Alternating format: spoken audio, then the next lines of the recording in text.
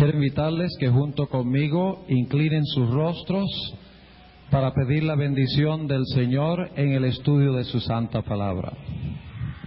Amante Padre Celestial, en esta noche nuevamente se reúne tu pueblo en este lugar para estudiar tu santa palabra y para escuchar tu voz. Pedimos, Señor, en esta noche que vengas a nosotros por medio del ministerio de tu Espíritu Santo y que todo lo que aprendamos de tu palabra no solamente quede en nuestra mente, sino que entre a nuestros corazones y nos haga más como Cristo Jesús y más fieles miembros de su iglesia. Te lo pedimos en su nombre. Amén. Durante las últimas noches hemos estado estudiando en cuanto al santuario.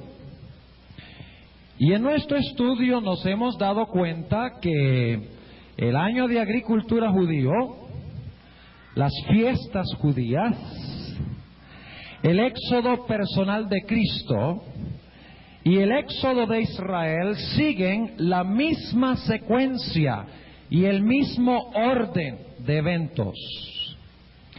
En esta noche queremos ver cómo el santuario describe en detalle la historia de la iglesia cristiana, desde su comienzo hasta su final. Es interesante que al estudiar la historia de la iglesia desde la perspectiva del santuario, nos damos cuenta que la iglesia también sigue el preciso orden en su éxodo que encontramos en los muebles del santuario. Ahora, ustedes recuerdan que hemos estado comenzando cada noche en qué estación del año. Hemos estado empezando en el otoño. Así que yo creo que un buen lugar donde empezar para hablar del éxodo o de la historia de la iglesia cristiana sería en el otoño. Ustedes recuerdan en el éxodo de Israel y la relación con el santuario, que la simiente se sembró en el otoño con el nacimiento de ¿quién? De Isaac como la simiente. Ahora vamos a leer Génesis 22 y el versículo 18, donde dice Dios a Abraham. Y vamos a leer el versículo 16 al 18. Y dijo: por mí mismo he jurado, dice Jehová, que por cuanto has hecho esto y no me has rehusado tu hijo, tu único, bendiciéndote bendeciré, y multiplicando multiplicaré tu simiente como las estrellas del cielo y como la arena que está a la orilla del mar, y tu simiente poseerá las puertas de sus enemigos. Y noten el versículo 18: en tu simiente serán benditas todas las gentes de la tierra, por cuanto obedeciste mi voz. ¿Quién fue la simiente literal de Abraham? Isaac. Y ustedes dirán, bueno, ¿por qué empezamos aquí? ¿Acaso no vamos a hablar del éxodo de la iglesia cristiana? Claro que sí. Pero ahora vamos a ver quién es la verdadera simiente que fue sembrada. Se encuentra en el libro de Gálatas. Gálatas, capítulo 3. Gálatas, el capítulo 3. Y vamos a leer el versículo 16 y luego vamos a leer el versículo 29. Gálatas 3 y el versículo 16. Vamos a ver quién era la verdadera simiente, la verdadera semilla. Dice en Gálatas 3 y el versículo 16: a Abraham fueron hechas las promesas y a su simiente. No dice y a las simientes como de muchos, sino como de uno, y a tu simiente, la cual es Cristo. ¿Cuál era la simiente de Abraham en realidad? Era Isaac históricamente. Pero la verdadera simiente hacia el cual apuntaba Isaac era ¿quién? Cristo Jesús. Ahora yo quiero preguntarles algo.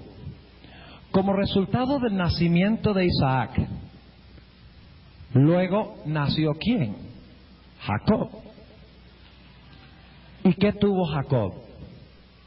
12 hijos que llegaron a formar las 12 tribus de Israel, que luego se convirtieron en una gigantesca muchedumbre, el pueblo escogido de Dios en el monte Sinaí. ¿Están entendiendo? Ahora, ¿qué diríamos del Nuevo Testamento? Abraham representa a Dios el Padre. Cuando vino el cumplimiento del tiempo, el Padre, ¿qué hizo? Introdujo al mundo su ¿qué? Su simiente, la verdadera simiente, como Abraham introdujo al mundo a Isaac. Y como de Isaac se desprendieron las 12 tribus de Israel, que trajeron una gigantesca nación, es decir, se sembró la semilla en Isaac para las 12 tribus y una grande nación que Dios cosechó en el monte Sinaí. De la misma forma, Cristo Jesús escogió 12 apóstoles. Qué interesante, ¿verdad? Y ustedes dirán, bueno, eso es coincidencia de que hayan sido 12 y que los 12 hayan formado una gigantesca nación que Dios cosecha, de lo cual vamos a hablar en esta noche. ¿Saben ustedes que no es coincidencia de que Jesús escogió 12 apóstoles?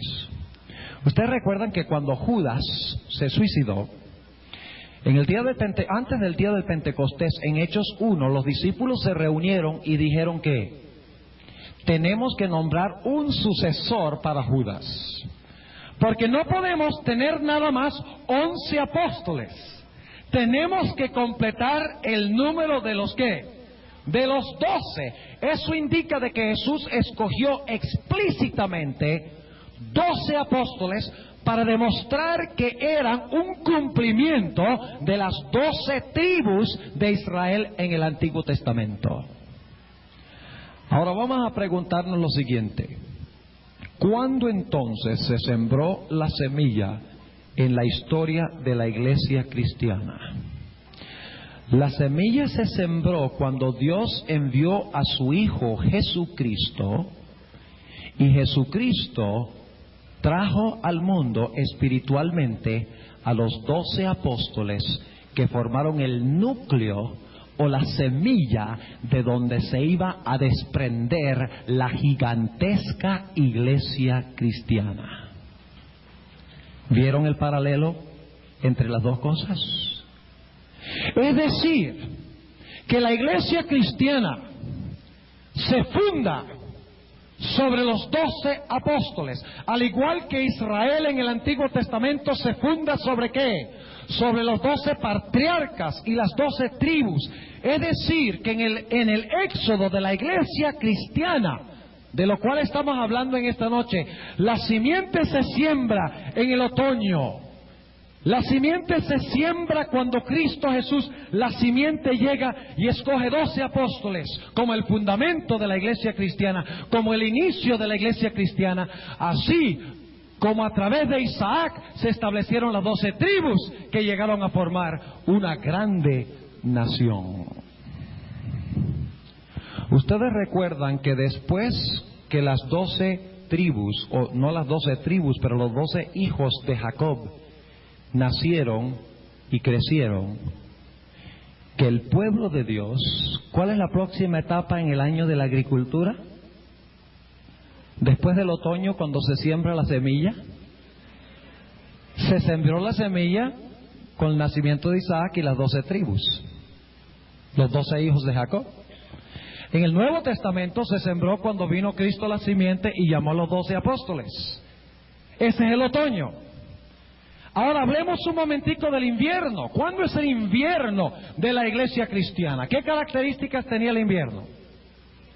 El invierno era ¿qué? Oscuro, frío, infértil. Y ustedes recuerdan en el éxodo de Israel de Egipto que se dio una profecía exacta de tiempo que ellos iban a pasar cautivos al poder del dragón. Y leímos en Éxodo 12, 40 y 41 de que esa profecía de tiempo que decía cuánto tiempo iban ellos a pasar en Egipto oprimidos bajo tinieblas, se cumplió el mismo día que terminaron los 400 años profetizados en Génesis, el capítulo 15 y el versículo 16. Ahora yo quiero preguntar, en la historia de la iglesia cristiana, después que se sembró la semilla, después que Cristo vino enviado por su Padre, después que Cristo llamó a los 12 apóstoles, ¿qué sucedió con la iglesia cristiana? Yo veo a algunos sonriendo, pero no oigo ninguna respuesta. ¿Qué sucedió con la iglesia cristiana? ¿Qué pasó con Israel cuando fueron a Egipto? ¿Cayeron en qué? En servidumbre, y perdieron en gran medida ¿qué? La verdad de Dios.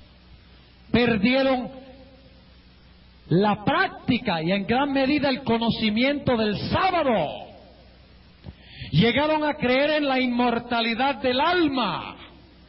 Llegaron a adorar imágenes de dioses. Inclusive llegaron a concebir posiblemente de que Faraón era un dios, el dios Sol. Es decir, que la verdad de Dios fue pisoteada y el pueblo de Dios perdió la verdad y cayó en tinieblas, cayó en error. Y como resultado que vino sobre el pueblo, servidumbre, esclavitud, oscuridad. Ahora vayamos al cumplimiento. Después que los 12 apóstoles formaron el fundamento, el núcleo o la simiente de la iglesia, para lo que iba a ser finalmente en el cielo una multitud de salvos que nadie podía contar. Después que los apóstoles murieron, ¿qué sucedió? La iglesia cristiana empezó a perder ¿qué? La verdad de Dios. Entró a la iglesia la doctrina de la inmortalidad del alma. Entró a la iglesia la idea de que los sacerdotes que debían representar al pueblo eran seres humanos, como en Egipto. Llegó el concepto de que no importa lo que comamos y bebamos, y ese problema lo tuvo Israel en Egipto también, porque después cuando salieron al desierto no vivían sino pensando de las ollitas de Egipto. Perdieron, la iglesia perdió en gran medida el conocimiento del qué, del sábado y de la ley de Jehová. Y como resultado, la iglesia cristiana cayó en un cautiverio terrible. El cautiverio de los 1260 años, que se conoce como las edades oscuras. ¿Cuál fue el invierno de la iglesia cristiana? ¿Qué pasaba en la agricultura durante el invierno? Era que oscuro. ¿Y cómo se llama la Edad Media? Las edades que oscuras. Se perdió la verdad. Los hombres fueron subyugados y perseguidos y pisoteados y oprimidos como Israel en Egipto. Y por si acaso alguno lo duda, la Inquisición tuvo a bien matar, según los historiadores, a más de 50 millones de mártires que querían seguir lo que dictaba su conciencia. Amarga servidumbre, amarga oscuridad. El invierno que vino después de la siembra de la simiente apostólica. ¿Están siguiendo lo que estamos diciendo? Ahora, había una profecía de tiempo con Israel que decía la fecha exacta cuando se iba a terminar la servidumbre, que decía exactamente cuántos años iba a durar la servidumbre de Israel bajo el poder de Egipto. Había una profecía de tiempo que decía cuánto tiempo iba a durar el periodo de oscurantismo y la esclavitud de la iglesia cristiana. Vamos a leerlo en el libro de Apocalipsis. Apocalipsis. Y esto se menciona varias veces y se usan tres términos para referirse a este periodo. Se le llama los 1260 días, se le llama los 42 meses y también se le llama tiempo, tiempos y la mitad de un tiempo. Una profecía de tiempo donde Dios decía: por 1260 años mi iglesia será pisoteada, mi iglesia será perseguida, mi iglesia será esclavizada. El invierno de la iglesia cristiana, la oscuridad de la iglesia cristiana, las edades oscuras. Apocalipsis, el capítulo 12 y el versículo 13. Y cuando vio el dragón que él había sido arrojado a la tierra, persiguió ¿a quién? A la mujer que había parido al hijo varón. ¿Y a dónde huye la mujer? ¿A dónde huyó Israel cuando Faraón trató de recuperarlos? Al desierto. ¿Y Faraón se le llama el gran qué? ¿Y a Faraón se le llama qué? Vaya coincidencia. En la Biblia no hay coincidencias. Y luego noten lo que dice: ¿cuánto tiempo iba a durar esta persecución? Había una profecía de tiempo, como los 400 años que iban a pasar en Egipto. Dice aquí en el versículo 14: y fueron dadas a la mujer 2 alas de grande águila, para que de la presencia de la serpiente volase, ¿dónde? Al desierto. Y si ustedes desean, pueden leer Deuteronomio, el capítulo 32 y el versículo 11, y dice que Dios, cuando Israel salió de Egipto, dice Dios que los tomó en alas de águila y los sacó de Egipto para llevarlos a la tierra de Canaán. Hasta en eso hay un paralelo. Fueron dadas a la mujer 2 alas de grande águila. El águila representa salvación. Para que de la presencia de la serpiente volase al desierto, a su lugar donde es que mantenida por un tiempo y tiempos y la mitad de un tiempo. Ahora, los que son adventistas saben cuánto significa ese tiempo. Un tiempo es un año, 2 tiempos, 2 años, y medio tiempo, medio año, 3 años y medio. Pero como en las profecías, un año literal significa ¿qué? Significa un día simbólico o un año simbólico. Entonces lo que hacemos es tomar 360 días, y si tuviéramos tiempo les comprobaría que el año bíblico tiene 360 días, pero no tenemos tiempo, porque algunos dicen, bueno, pero el año tiene 365, no tiene 360. No tenemos tiempo en esta noche de comprobar de que el mes bíblico tiene 30 días y el año bíblico tiene 360, pero si alguno quiere quedarse después un par de minutos, podemos leer los versículos y demostrarles que en la Biblia el mes tiene 30 días y el año tiene 360 días. 3 años y medio. ¿Cuántos días? Son 3 años y medio. 360 más 360 más 360. ¿Más cuánto? ¿Cuánto es la mitad de 360? 180. ¿Cuánto da? 1200, ¿qué? 60 días. Pero como en las profecías, un día equivale a un ¿qué?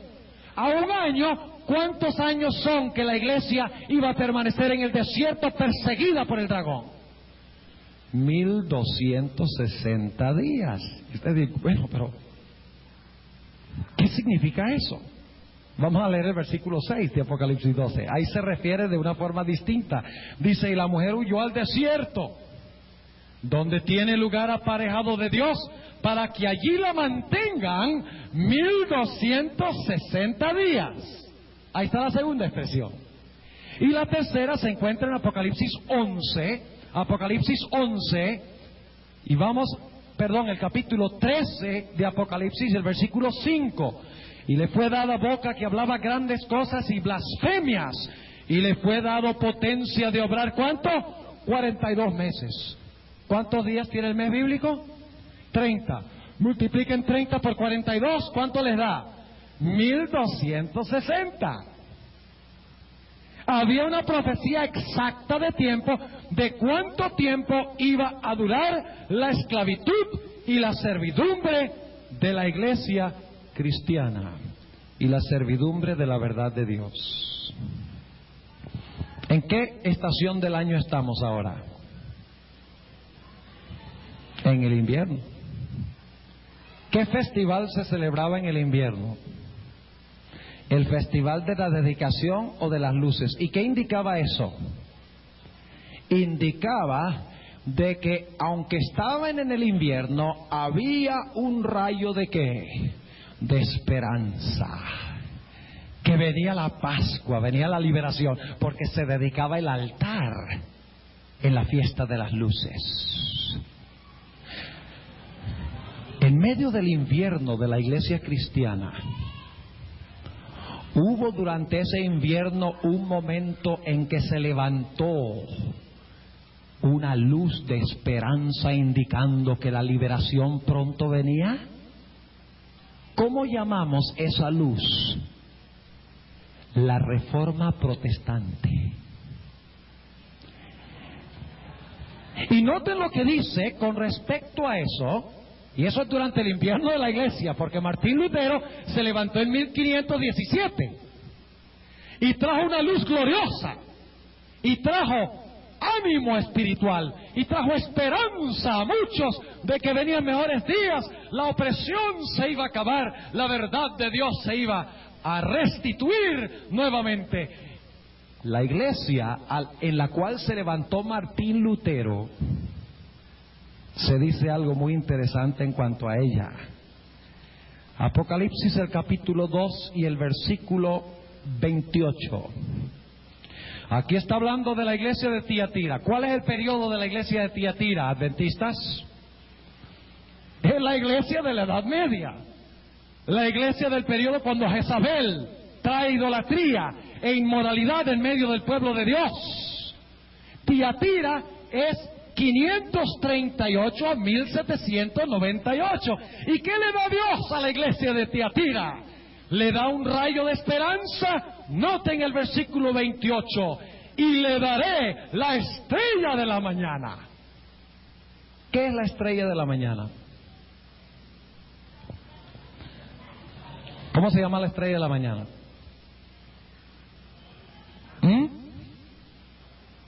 Oh, esa es la aplicación, Wycliffe,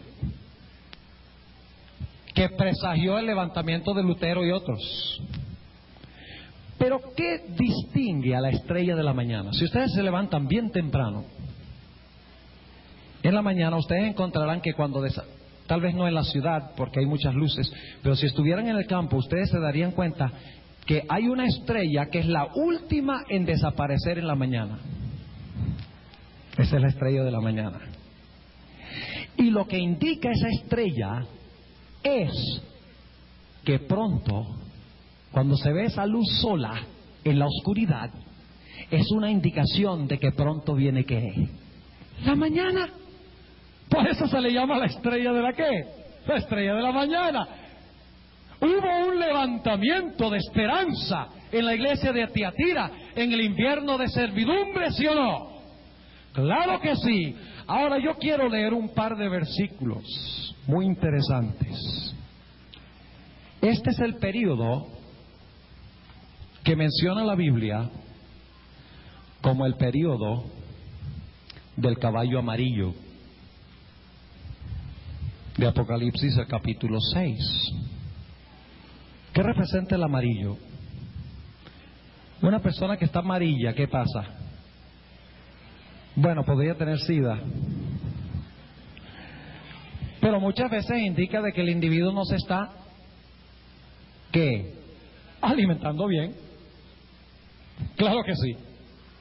En el invierno había productos agrícolas, había cosecha. No había nada que se cosechara. Y por esa razón se describe este periodo con el cuarto caballo, al igual que Tiatira, la cuarta iglesia, como el periodo cuando había escasez ¿de qué? De pan. ¿Y qué representa el pan? La verdad, la palabra de Dios. Es decir, que durante la Edad Media había muy poca palabra de Dios, porque la iglesia prohibía leerla. Inclusive la iglesia la conservó en el idioma latín para que nadie pudiera leerla, y si conseguían a alguien leyéndola, era castigado por la Inquisición. Esto es histórico. Es el periodo del invierno cuando no se produce pan. Después de que la iglesia había estado esclava desde el año 538, años y años, Dios levantó a Wycliffe, y luego la luz se volvió más fuerte con Lutero, Calvino, Zwinglio, y finalmente vino la primavera de la iglesia. ¿Entienden el cuadro que estamos pintando? Ahora, ¿cuál era el siguiente festival judío? ¿Cuál era el primer festival del año oficialmente? La Pascua. ¿De acuerdo? ¿Era la Pascua, sí o no? Claro que sí. Ahora vamos a preguntarnos, ¿cuándo es la Pascua de la iglesia cristiana? Vamos a Apocalipsis, el capítulo 11. Apocalipsis, el capítulo 11 y el versículo 3. Apocalipsis 11:3, y no se distraigan ni por un instante, porque acá vamos a hablar de algo que es extraordinario. Vamos a hablar de la Pascua de la iglesia cristiana. ¿Qué pasaba en la Pascua? El cordero que moría. Y cuando el cordero moría, ¿qué pasaba con el dragón que había oprimido al pueblo de Dios? ¿Era qué? Era vencido, era muerto, era sepultado en las aguas airadas del Mar Rojo. ¿Recuerdan? No olviden eso.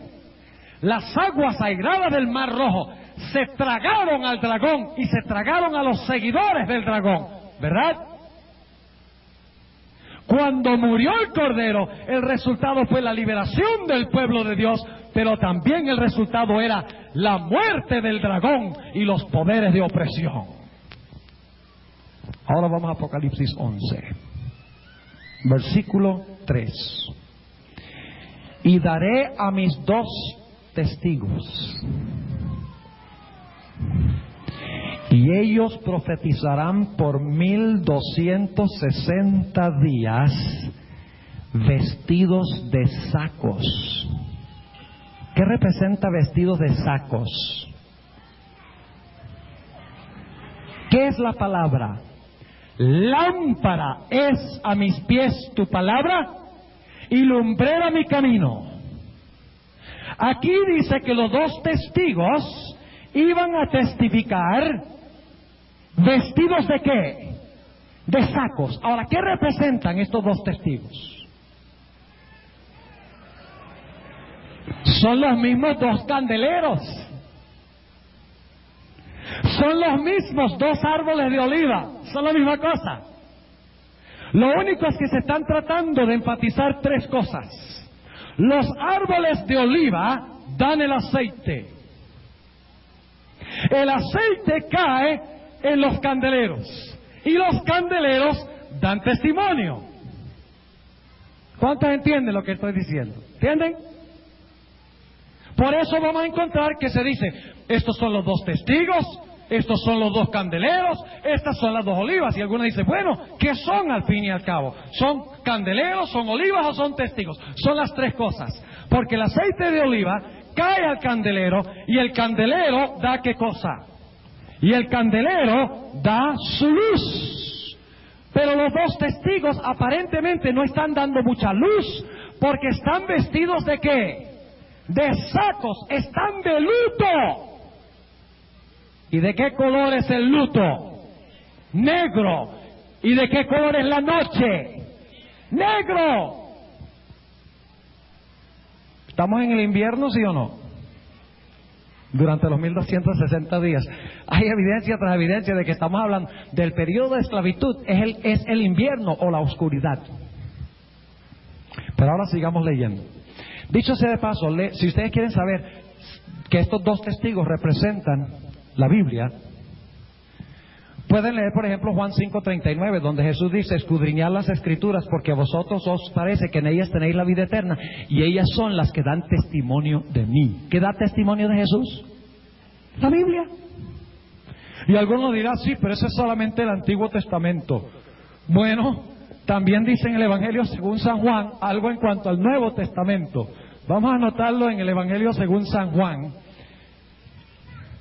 El Evangelio según San Juan, el capítulo 21 y el versículo 23. Y vamos a ver que el Nuevo Testamento también da testimonio. El Antiguo da testimonio y el Nuevo da testimonio. ¿Testimonio de quién? De Cristo. Dice en el versículo 23: salió entonces este dicho entre los hermanos, que aquel discípulo no había de morir. Mas Jesús no le dijo: no morirá, sino si quiero que él quede hasta que yo venga. ¿Qué a ti? Este es aquel discípulo, está hablando el apóstol San Juan. Este es aquel discípulo que da ¿qué? Testimonio de estas cosas. ¿Y qué más? Y escribió estas cosas, y sabemos que su testimonio es verdadero. El Nuevo Testamento también da testimonio. Por eso son dos testigos, el Antiguo y el Nuevo Testamento. Y por si acaso alguno todavía se pregunta, recuerden que la espada tiene dos filos. Y la espada representa ¿qué? La palabra de Dios. Efesios 6:17. La espada del Espíritu es la palabra de Dios. Pero la espada tiene dos filos, el Antiguo y el Nuevo Testamento. ¿Quiénes son los dos testigos entonces? David, ¿qué pasó durante el invierno, los 1260 años? ¿Profetizó de qué? ¿De luto? ¿En oscuridad? ¿No había pan?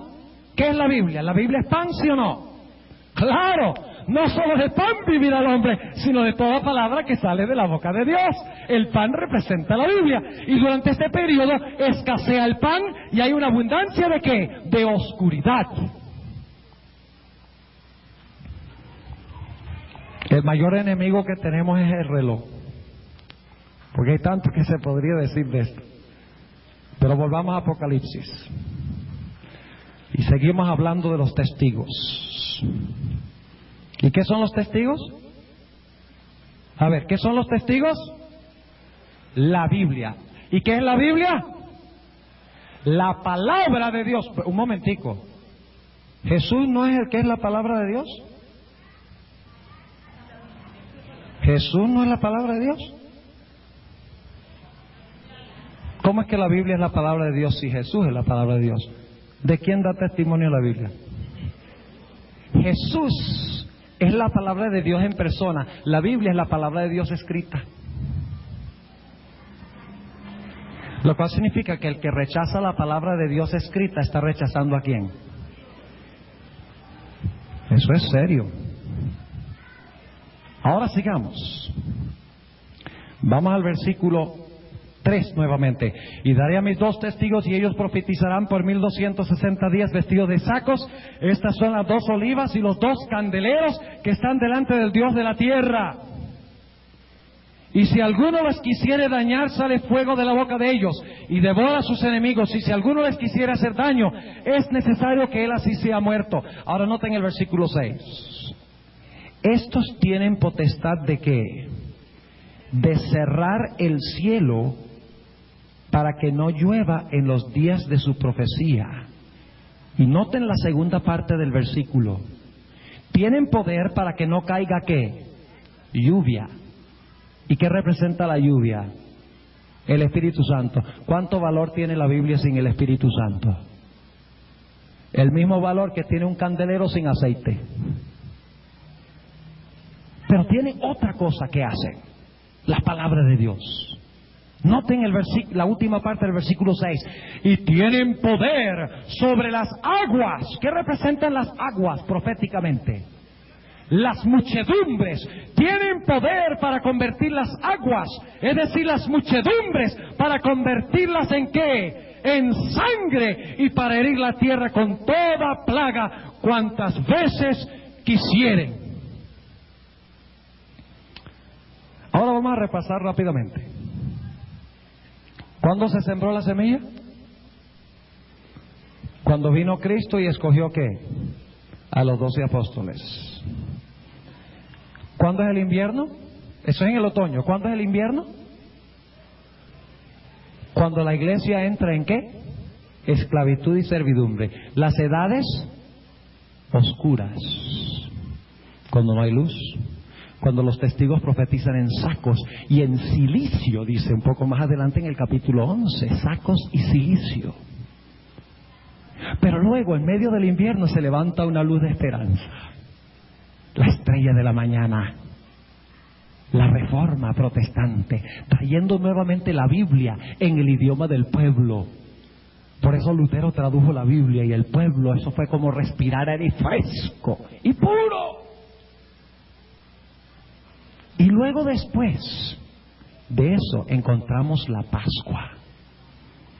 ¿Dónde está la Pascua? Ustedes notan que los dos testigos tienen poder para convertir las aguas ¿en qué?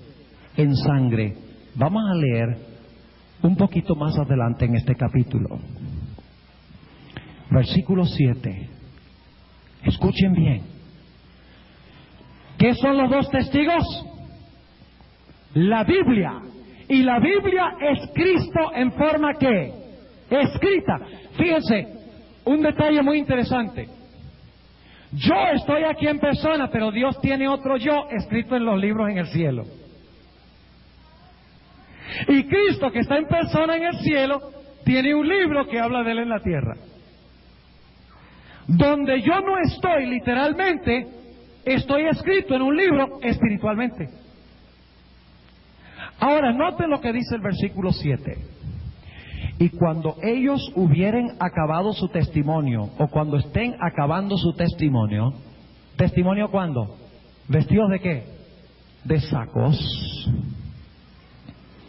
La bestia que sube del abismo hará guerra contra ellos y los vencerá y los matará. ¿Qué iba a pasar con los dos testigos? Cuando se iba acabando el periodo de servidumbre de los 1260 años, ¿qué iba a pasar con la Biblia? Iba a ser muerta. Cuando el periodo de servidumbre de Israel estaba terminando en Egipto, ¿qué pasó al final de ese periodo? El Cordero fue ¿qué? Muerto. ¿Y qué representa el Cordero? El Cordero representa a Cristo. He aquí el Cordero de Dios que quita el pecado del mundo. Es decir, que Cristo Jesús al final de los 1260 años iba a ser crucificado. Y ustedes dirán, vaya pastor, ahí dice que va a ser muerto, no dice que va a ser crucificado. Eso porque no le hemos leído el versículo clave todavía. Noten lo que dice en el versículo 8. Y sus cuerpos serán echados en las plazas de la grande ciudad que espiritualmente es llamada Sodoma y Egipto, donde también nuestro Señor fue crucificado. Ahora vamos a preguntarnos, ¿Cristo fue crucificado en Egipto? Aquí dice que sí. Aquí dice que los dos testigos iban a ser crucificados donde Cristo fue crucificado, y dice que Cristo fue crucificado en Egipto. ¿Cómo, pastor? ¿Cristo fue crucificado en Jerusalén? ¿No en Egipto? Cuando murió el Cordero, después del invierno en el Antiguo Testamento, ¿a dónde murió? En Egipto. Esta es la Pascua de la iglesia cristiana. Ahora, todavía nos queda preguntar lo siguiente: ¿cuándo es que fue la Biblia crucificada y cómo fue crucificada la Sagrada Escritura? ¿Y por qué dice que en Egipto? Si fue crucificado Jesús en Jerusalén. La respuesta es sencilla. En primer lugar, en el Antiguo Testamento, el Cordero que representaba a Cristo murió ¿dónde? En Egipto, después del invierno. De la misma manera aquí dice que los dos testigos iban a morir después del invierno, también en Egipto. Pero Jesús no murió en Egipto sino en Jerusalén. ¿Qué significa todo esto? Vamos a Éxodo 5:2.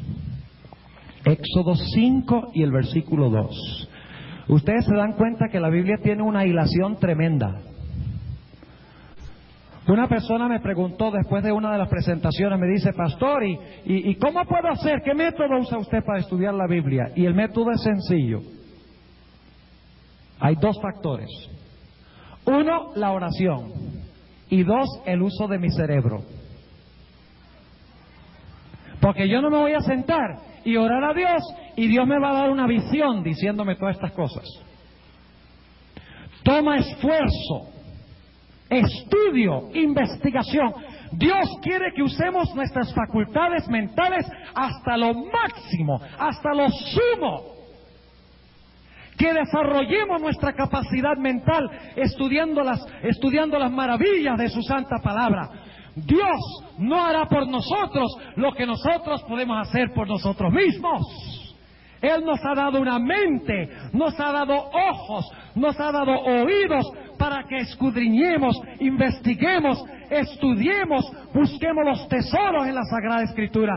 Y Dios promete, junto con nuestro esfuerzo, si oramos a Él, hacernos entender lo que estamos estudiando. Ahora noten, Éxodo 5 y el versículo 2. Está hablando de Faraón. ¿De dónde era Faraón rey? De Egipto. Dice lo siguiente. Y Faraón respondió, ¿quién es Jehová para que yo oiga su voz y deje ir a Israel? Yo no conozco a Jehová, ni tampoco dejaré ir a Israel. ¿Cuál era la actitud de Faraón? Era un ateo, porque rehusaba reconocer la existencia del Dios vivo. Ahora, ustedes recuerdan que los 1260 años van desde el año 538 hasta el año 1798. Los que han sido adventistas mucho tiempo saben eso. Espero que lo sepan. Y dice en Apocalipsis, donde leímos, que cuando los testigos estuvieran acabando su testimonio, es que se iba a levantar este poder que se llama Egipto para matar a los dos testigos. O sea que debemos conseguir el cumplimiento de la crucifixión de la Biblia en Egipto espiritual, ya no literal. Debemos buscar la crucifixión de la Santa Biblia en una potencia que se levantó, o en un poder que se levantó cerca de 1798, porque se iba a levantar cuando los testigos estuvieran acabando su testimonio. ¿Entienden lo que estoy diciendo? Ahora, históricamente, ¿qué poder se levantó y dónde, poco antes de 1798, para crucificar la Sagrada Escritura. Francia.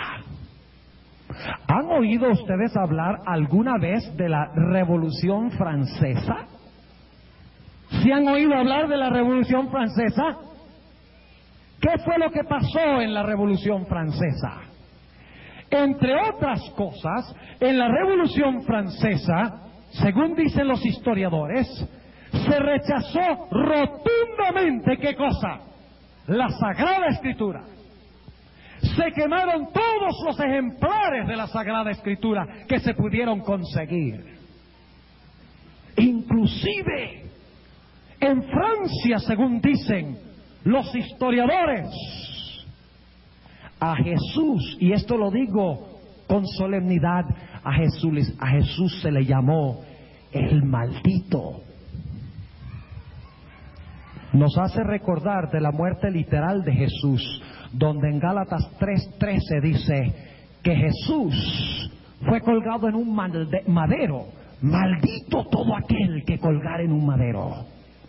Lo que se dijo de Jesús en su primera venida cuando fue crucificado sucedió en relación también con la crucifixión de la Biblia en Francia, donde llamaron a Jesús el maldito. Me da temor aún pronunciar esas palabras. Voltaire, uno de los grandes de la Revolución Francesa, dijo: eso es ridículo de que el cristianismo fue fundado por 12 hombres. Yo demostré la Sagrada Escritura. Y cuando se crucifica la Biblia, ¿qué trae al pueblo de Dios? En 1798, el que había cautivado al pueblo de Dios como resultado de la Revolución Francesa fue llevado cautivo del Vaticano a Francia y murió en exilio. Ahora, ¿ustedes recuerdan que dice aquí que los 2 testigos tenían poder para convertir las aguas en qué? ¿Qué pasó en la Revolución Francesa? ¿Han oído ustedes hablar alguna vez de la guillotina? ¿Saben ustedes que los historiadores dicen que por las calles de Francia corría sangre como un río? ¡Qué extraordinario! Los 2 testigos tuvieron poder de convertir a las muchedumbres ¿en qué? En sangre en la Revolución Francesa. Yo quiero preguntarles, en la Revolución Francesa, ¿recibió una herida mortal el dragón? ¿La bestia recibió una herida mortal, sí o no? Cuando Israel salió de Egipto, ¿el faraón y todos sus ejércitos fueron sepultados en las aguas? En Francia, la nobleza y los sacerdotes y la iglesia fue sepultada en sangre. Fue sepultada por las aguas y las muchedumbres airadas contra la opresión que había existido durante la Edad Media, durante la Edad Oscura. Sí. O sea que la muerte de la Biblia trajo ¿qué? Liberación para el pueblo de Dios del periodo de servidumbre. Liberación en el año 1798 del dragón opresor, de la iglesia apóstata de la Edad Media. Trajo muerte a ese sistema que los había cautivado, como trajo muerte en las aguas del Mar Rojo. ¿Cuál era el próximo mueble en el santuario? El lavacro. ¿Qué representa el lavacro? La resurrección. Volvamos a Apocalipsis 11. Hasta ahora los testigos están en el altar, los crucificaron y los mataron. Y quedaron muertos, ¿no? Cuando a Cristo lo crucificaron, quedó muerto. No. Después de 3 días, ¿qué pasó con Cristo? Y luego después de su resurrección, ¿qué hizo? Ascendió. ¿Entienden lo que estamos diciendo? Ahora vamos a Apocalipsis 11 nuevamente. ¿Saben ustedes que también la gente se burlaba de Cristo y de la Biblia en la Revolución Francesa? Dice que abiertamente en las calles blasfemaban a Dios y practicaban actos de inmoralidad. Por eso se le llama no solamente Egipto, sino que se le llama Sodoma. Practicaban prostitución pública, homosexualismo público en Francia. Mueren en el altar los testigos, la Biblia, Cristo a través de su palabra. Pero ahora noten lo que dice en el versículo 11. Y después de 3 días y medio, el Espíritu de vida enviado de Dios entró en ellos. Y se alzaron sobre sus pies. Y vino gran temor sobre los que los vieron. Ahora yo les pregunto, cuando Cristo murió, ¿hubo un gigantesco qué? ¿Hubo lo mismo en Francia? Noten lo que dice en el capítulo 11 y el versículo 13. Y en aquella hora fue hecho un gran ¿qué? Temblor de tierra. Cuando Cristo murió, un temblor. Cuando la Biblia fue crucificada, un temblor. Pero dice que al igual que Cristo murió y resucitó, los 2 testigos, Cristo en la Biblia, después de morir, dice que entró en él espíritu de ¿qué? Espíritu de vida enviado de Dios. ¿Quién resucitó a Cristo según vimos en el tema de anoche? El Espíritu Santo. Entró en ellos y se alzaron sobre sus pies y vino gran temor sobre los que los vieron. ¿Y luego qué hicieron los 2 testigos?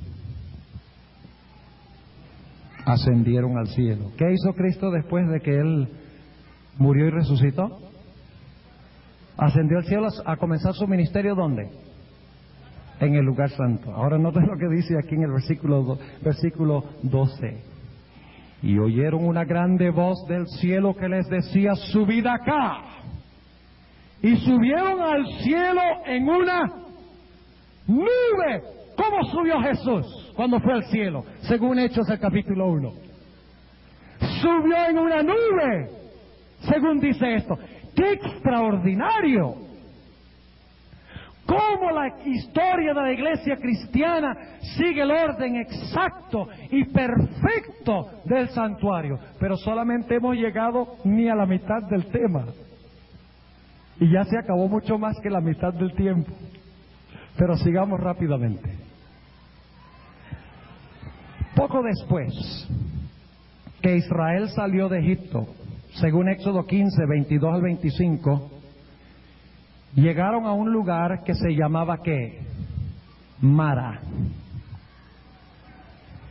¿A dónde llegaron los israelitas después de salir de Egipto? Después que murió el Cordero, después de ser sepultados en el agua y resucitar como una nueva nación en el lavacro. ¿Qué fue lo que pasó? ¿Llegaron a dónde? A Mara. ¿Y qué pasó en Mara? En la distancia vieron ¿qué? Agua. Llevaban 3 días sin tomar agua.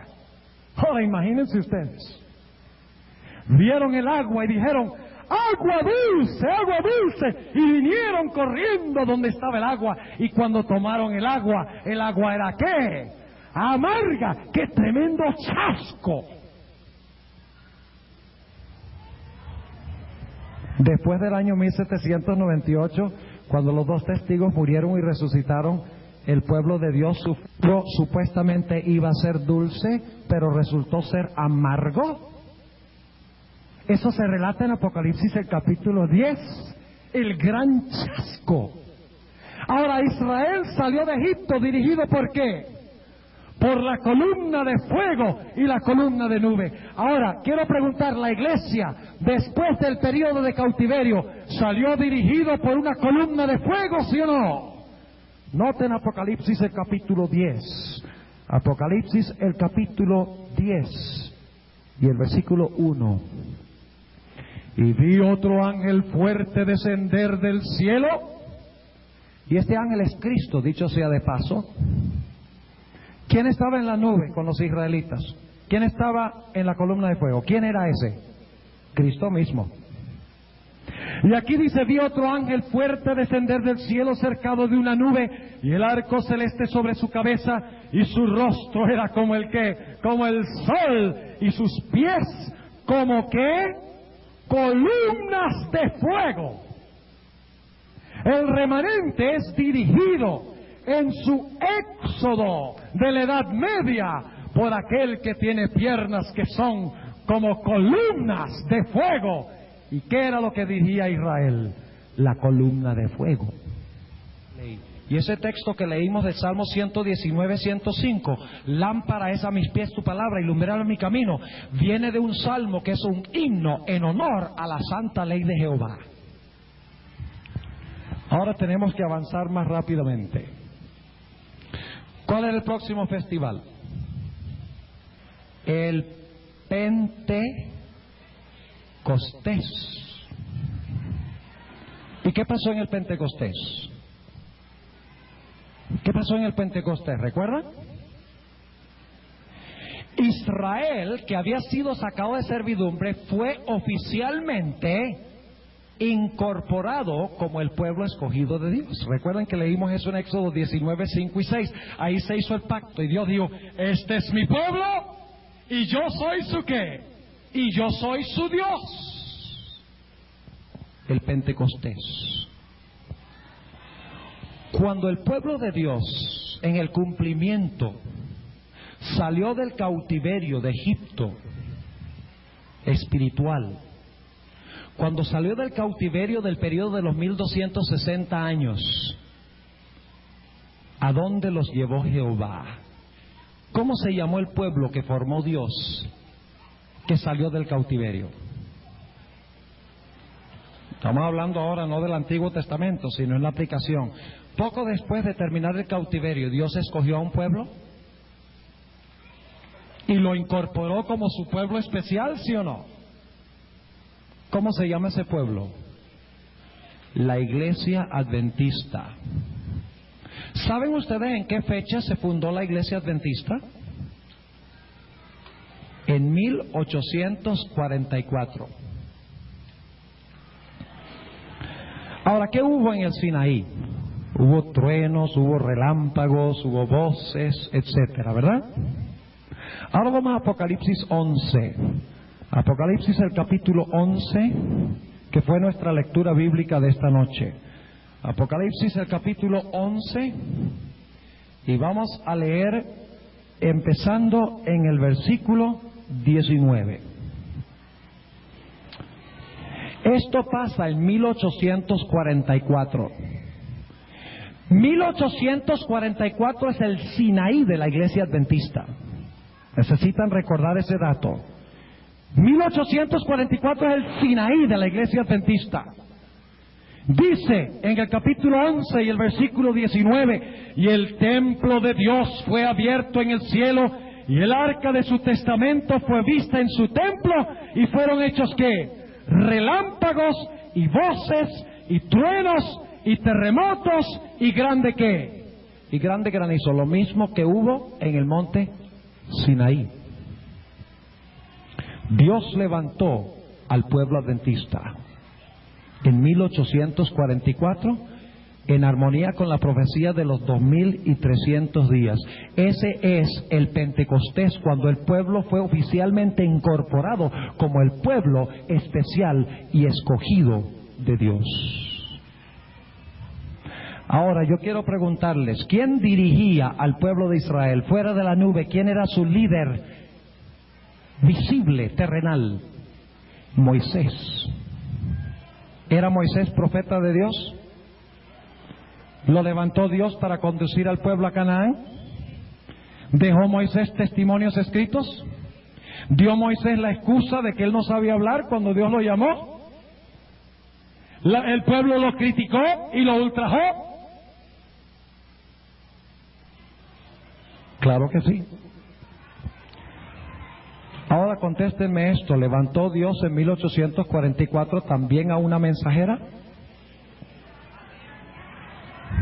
¿Sí? ¿Cómo se llamaba? Elena G. de White. Elena G. de White fue criticada ultrajada, sí, y todavía lo es, aún después de muerta. Elena G. de White dejó testimonios escritos para conducir a su pueblo a Canaán. Elena G. de White se quejó de que no sabía hablar. Claro que sí.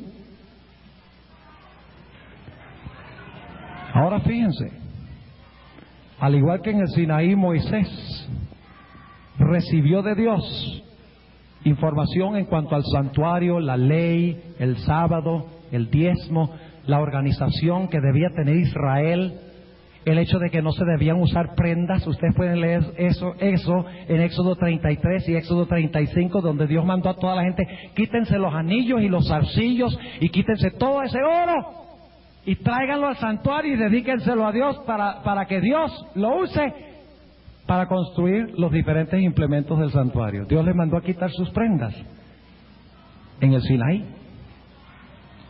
Y le dio las instrucciones ¿a quién? A Moisés. Están en la Biblia. ¿Dio Dios las mismas instrucciones a través de Elena White?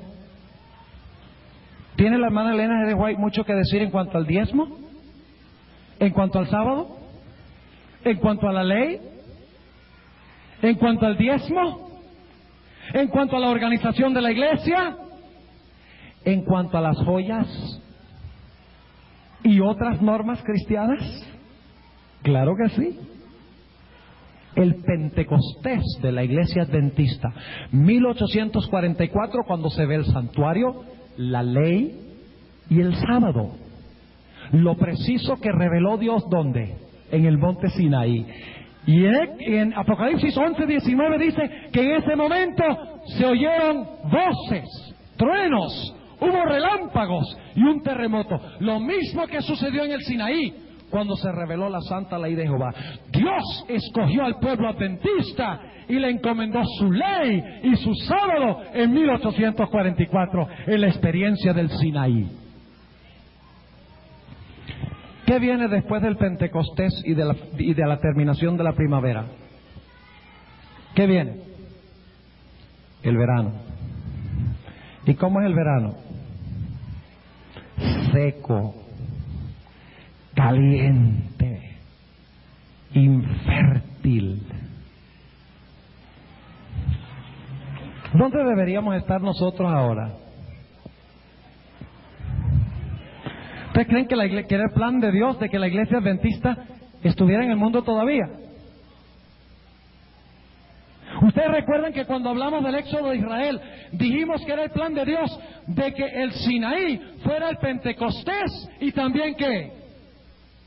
Trompetas, hubo trompetas. Expiación, hubo separación. Y tabernáculos, era el plan llevarlos directamente a tabernacular, por así decirlo, en la tierra de Canaán. Rápido era el propósito de Dios. Pero el pueblo llegó a un lugar que se llamaba Cades Barnea. Y Dios dijo: tomen la tierra. ¿A través de cuántos hombres? 2. Josué y Caleb. La iglesia adventista del séptimo día llegó a su Cades Barnea en 1888. Cuando se levantaron, ¿cuántos hombres? 2. Jones y Wagner. Y predicaron a la iglesia: tomemos a Canaán por heredad. Hemos estado demasiado en el mundo, entremos a Canaán. ¿Y qué dijo el pueblo? Gracias, pero no gracias. Los gigantes son muy grandes, las ciudades son muy amuralladas, el enemigo es demasiado poderoso. Y Dios los condenó a vagar en el desierto por 40 años. Después del Sinaí de la iglesia adventista, 1844, el Pentecostés del adventismo, estaban todos los elementos necesarios para el día de expiación, concluir rápido y entrar al cielo. Si ustedes no creen eso, pueden leer en el libro Evangelismo varias páginas, página 503 a la 505, donde la hermana White dice, si hubieran aceptado el mensaje como debía ser en 1844 y hubieran introducido la verdad en el templo del alma, dice que poco después de 1844 el pueblo hubiera entrado a la Canaán celestial. Pero el pueblo rechazó el mensaje de Dios. Y por lo tanto ahora, ¿dónde está la iglesia adventista? Vagando en el mundo, dando vueltas y vueltas en el mundo infértil, el mundo lleno de violencia, crimen, problemas, conflictos, dando la vuelta de los 40 años, por así decirlo, y llevamos más de 100 años desde 1888 vagando en el desierto. Ustedes recuerdan que con Israel, y vamos a avanzar rápidamente a las 3 festividades y las voy a conectar todas. Ustedes recuerdan que era el plan de Dios de que el Pentecostés y los últimos 3 festivales se realizaran en rápida sucesión sin el verano. Era el mismo propósito de Dios con nosotros los adventistas, que después de 1844 se realizara el Pentecostés, el día de expiación, y entráramos inmediatamente, pero por causa de la incredulidad del pueblo, en vez de realizarse las trompetas, el día de expiación y los tabernáculos, vagamos en el desierto, y esas fiestas todavía están por cumplirse. Y ustedes dirán, pero pastor, un momentico, ¿acaso 1844 no comenzó el día de expiación? ¿Y no se tocaron las trompetas con los mileritas? ¿Cómo así que todavía el día de expiación y la fiesta de trompetas tienen que realizarse? Voy a mencionar rápidamente lo que quiero decir. El juicio de Dios tiene 2 etapas. El juicio investigador de Dios tiene 2 etapas. La primera etapa es el juicio que comenzó en 1844, que comenzó con los ¿qué? Con los muertos. Pero dice la sierva de Dios que cerca del tiempo cuando se cierre la puerta de la gracia, Cristo empezará el juicio ¿de qué?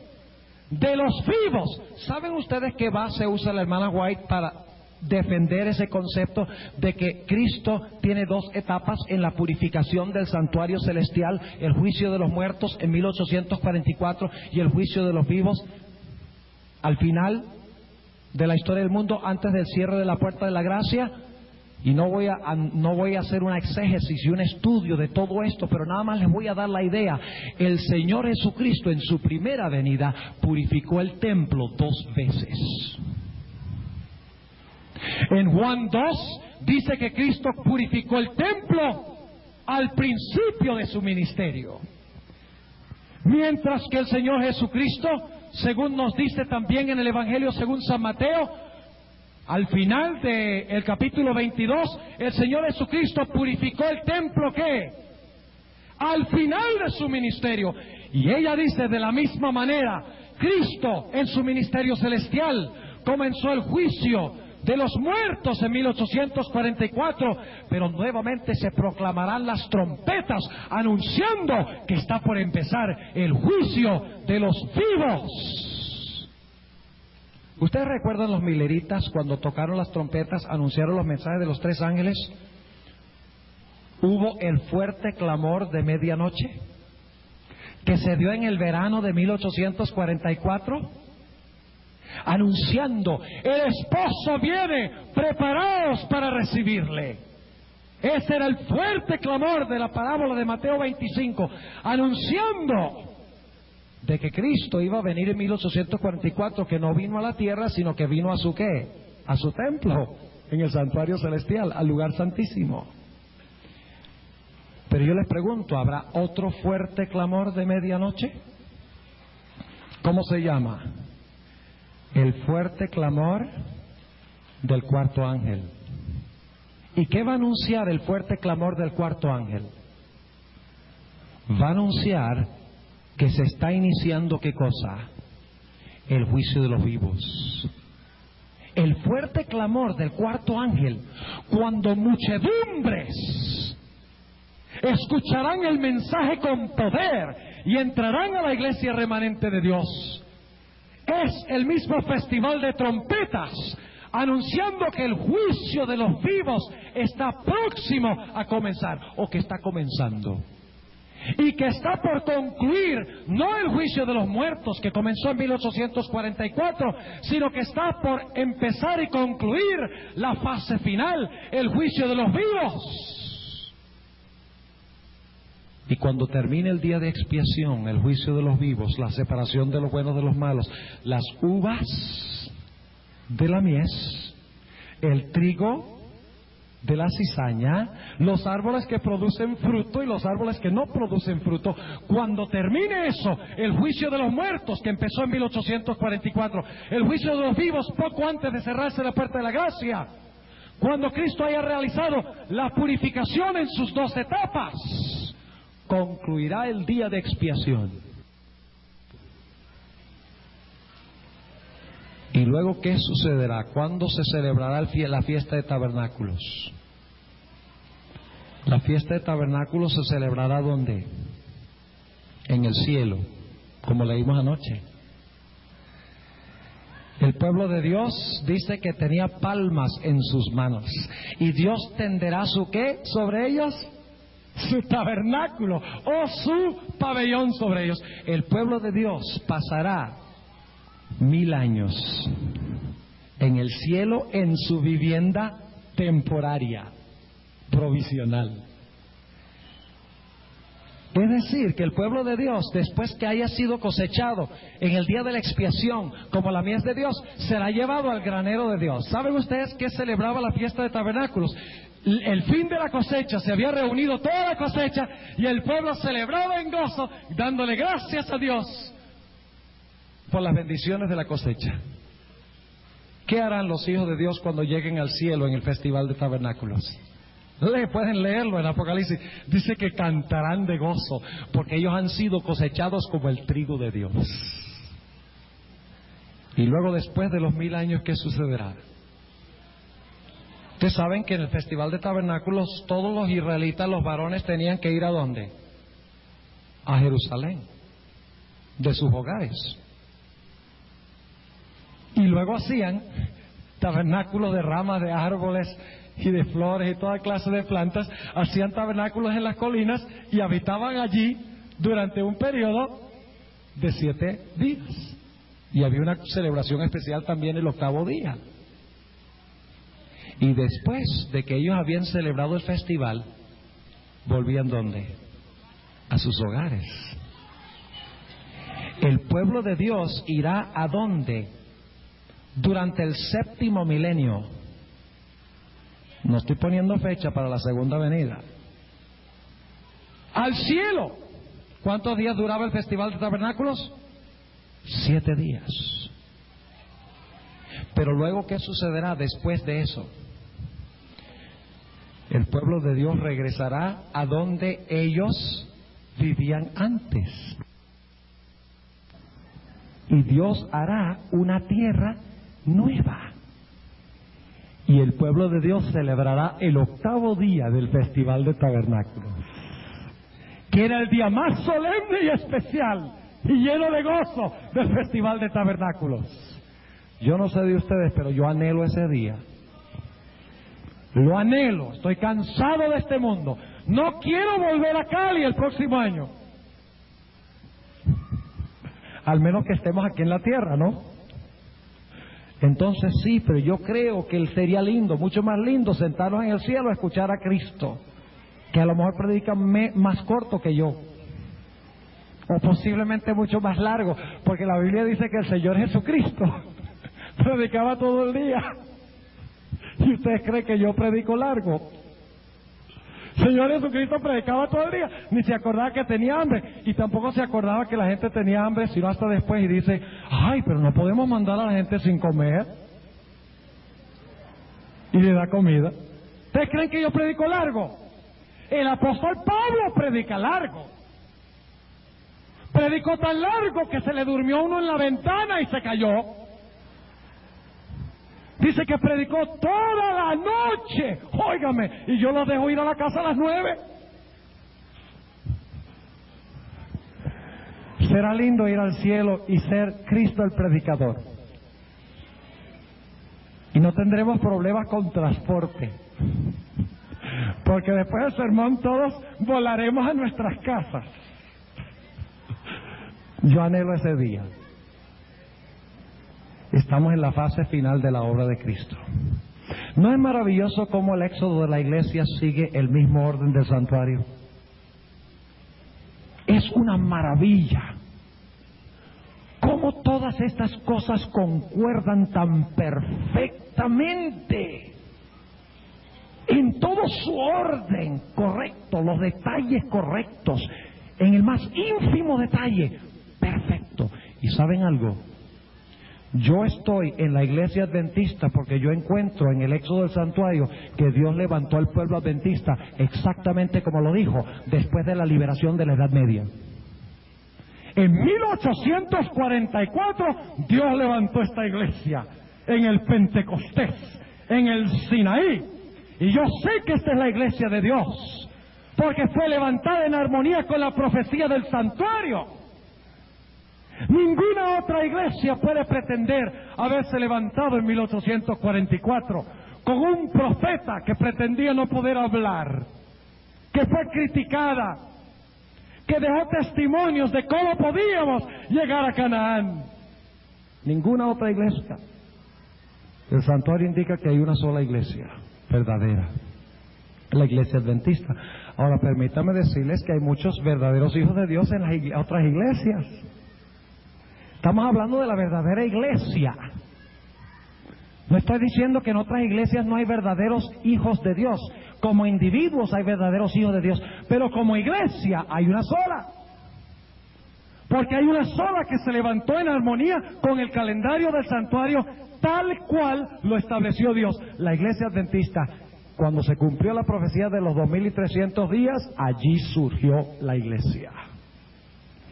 Yo considero un privilegio pertenecer a la iglesia adventista.